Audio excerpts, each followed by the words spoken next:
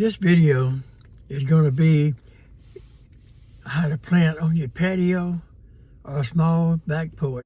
With squash in pots, 2 or 3 plants will give you all you need for the whole family. City planting for a garden for homeowners.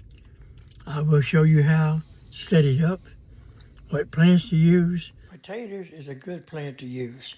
They grow good in containers and easy to maintain. Some tips on basic gardening. Do not plant tomatoes and potatoes too close together. They are the same family and they definitely will cause disease. And the main tip before we even start, do not overplant. 2 squash bushes, 2 or 3 tomatoes, I'll give you all your family can eat. Believe me, I've been there for years.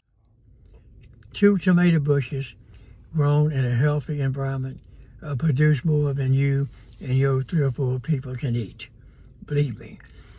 Squash, the same thing, 2 or 3 vines.